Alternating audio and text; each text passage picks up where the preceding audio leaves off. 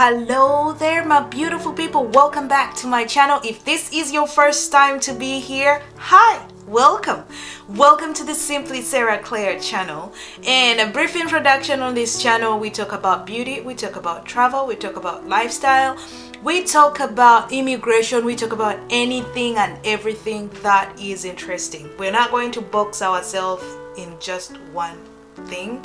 So yeah, we are a diverse kind of platform, and this family would like to welcome you officially. So if you have not yet subscribed, there is a subscription button right here. So go ahead and click that button so you can join our wonderful family. For you, my returning subscribers,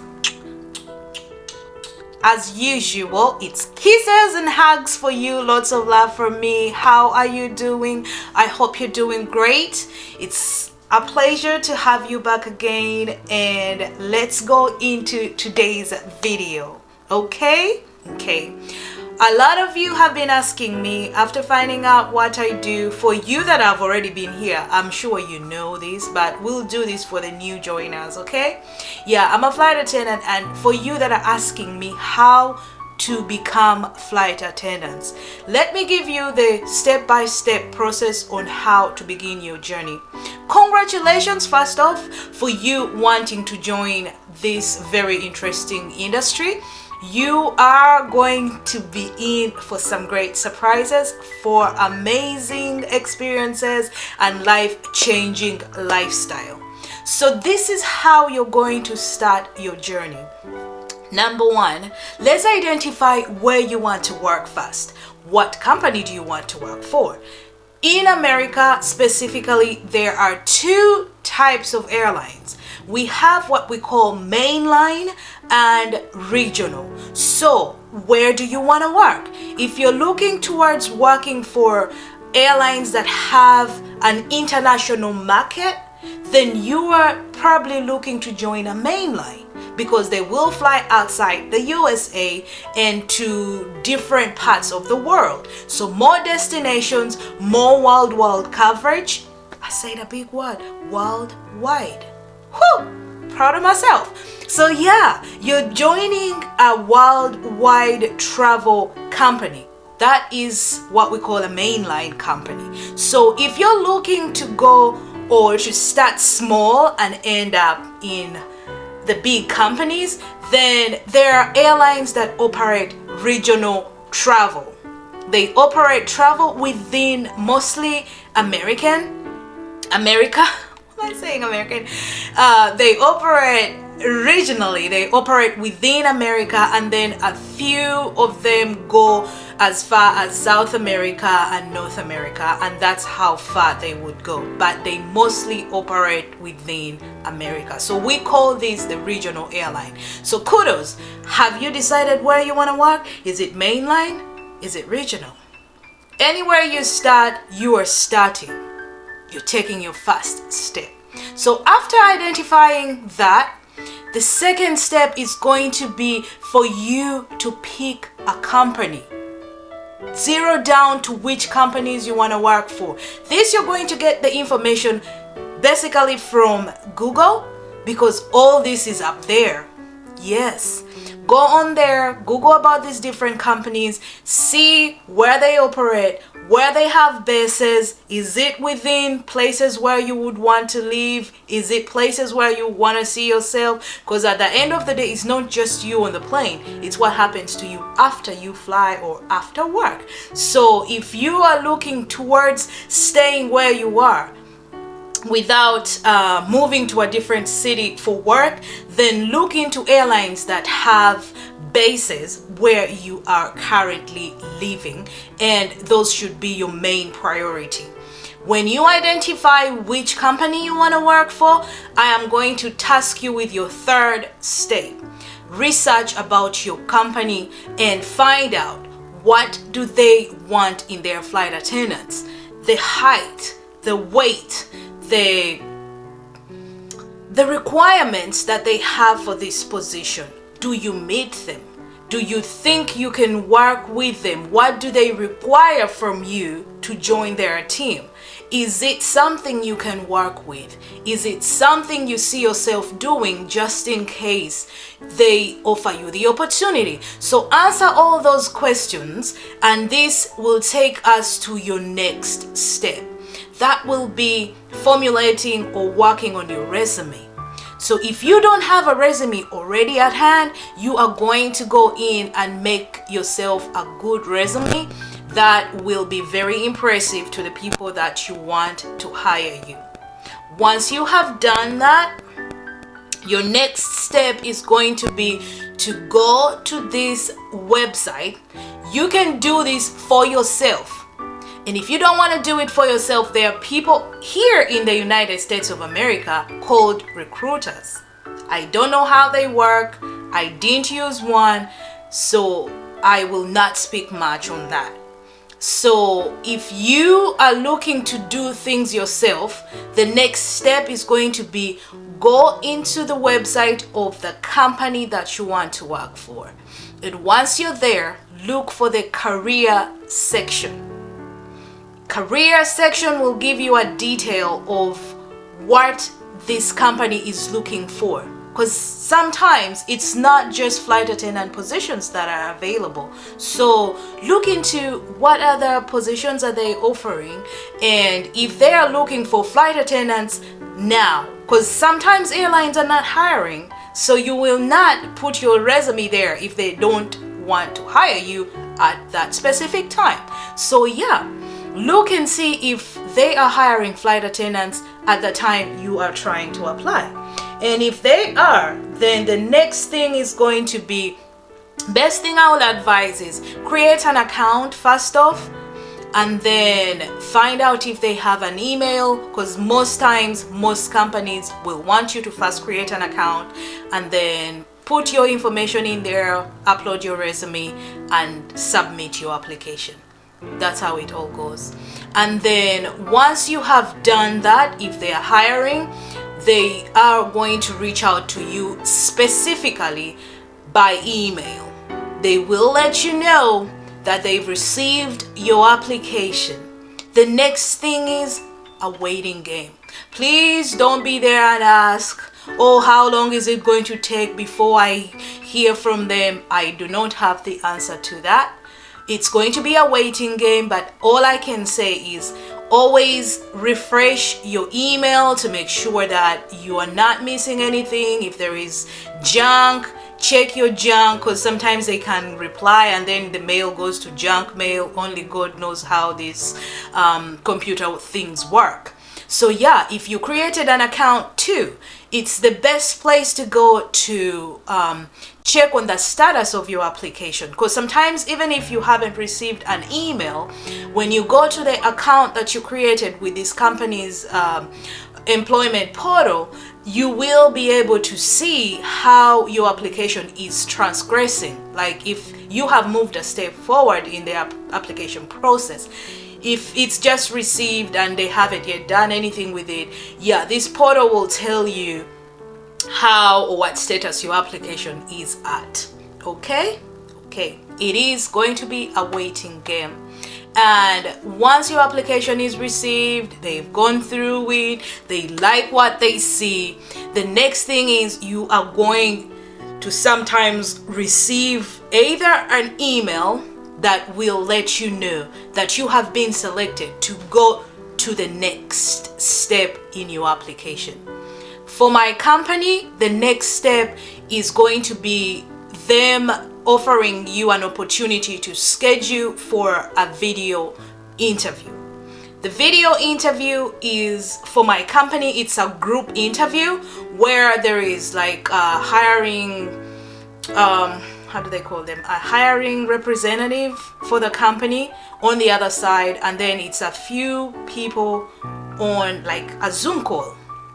All of you are on a Zoom call, and this person is asking you questions and you are answering back. They're asking each specific person a question and you are answering and they are evaluating you and all that. All right, so you are now waiting to hear back from them, and congratulations, you have scheduled for the video interview. The video interview went well. You are now going to receive an email from them next, or sometimes they will call you to let you know that you have progressed to the next level of your application. The next level of your application at this point, ladies and gentlemen, is a face-to-face interview. Now, for the airline that I work for, or most airlines, they are going to take care of your airfare. If you have to fly in from a different city from where the interview is going to be, they will most times take care of your transport. This is just a flight from where you are to the city where they are scheduling these face-to-face interviews at. So as you get yourself prepared for this, make sure you are reading about this company, read about their history. There are so many YouTube videos from former and current flight attendants that are working with this company. So if you have a minute, it'll be nice to go in there and look at what other people are saying about this company. What else do you need to know about them? And when you are satisfied with whatever you're finding out, just have that at the back of your head as you go in for your face-to-face. Number one, looks are everything. Present yourself as you have been requested to, because I am very sure most companies will give you a dress code that you are required to wear when you're going for the interview. So please stick within the dress code. It would be nice to even go ahead and just try to look like how their uniform looks like, because I'm for sure confirmative or very certain that you've looked at how their uniform is. You're seeing yourself as their employee. So how about you take it the next level up and try to look like how their flight attendants look. Have them imagine how you're going to look in their uniform. So yeah, go ahead. If they wear a scarf, buy a little scarf and try to show them how you're going to look. If they have anything that you think, it can be a red lip, it can be just something that will make them imagine you in their uniform. That would be a great start to make yourself stand out from the crowd. So when you go for your video interview, there is something that I will share. I'm not an expert, but I will share. They're evaluating to see how you work as a team. They're evaluating to see you physically. How are you? Are you just about words, or they're evaluating your character. So try not to be very, if you have like group activities that are scheduled during this interview session, because it's not just you walking in and them asking you questions and you're gone. No, in my company it's a series of different activities till you get to the final, yes, you get your CJO, you know.